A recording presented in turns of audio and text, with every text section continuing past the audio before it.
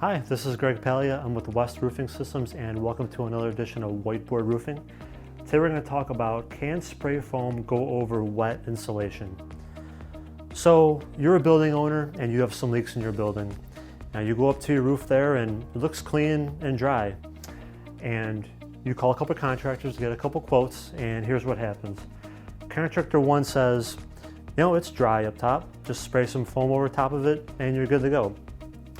Contractor two says, we got to make sure there's no wet insulation underneath. So we're going to perform an infrared survey, see if there's any wetness underneath. And if there is, we got to remove it and then we'll spray foam over top of that. So contractor one, and oh yeah, there is some wet here. Let's just say there is some wet insulation going on. So contractor one, it's wet and not wet. Contractor two is going to be real expensive because they're going to go into your roof. They're going to do the infrared inspection, find those wet areas, remove them, replace with like material, and then do the spray foam insulation. And contractor one is just going to spray foam over the wet area, spray foam over top of it, and be cheaper that way because they don't have to do the infrared, remove, replace, none of that stuff. So now it's 10 years later and you're wondering, I got to get rid of this building, I'm done with this thing. Then what's going to happen? If you spray foam over wet, you're going to get blisters. If they pop, you're going to get leaks.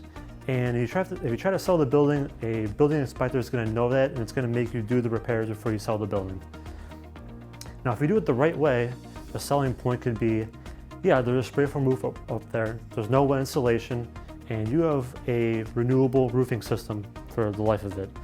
So I just wanted to, if you spray foam over wet, you're going to get blisters. It's not good for you, and in the long run, it's not going to be good either. You want to do it the right way. You should never spray foam over wet. And if there's anything you should take away from this, it's that. Certainly in the blog post, and click on the description, the URL is right there. So the blog post with more description and more insight there. That's it for today. Thank you so much. Have a great day. Talk to you soon. Bye-bye.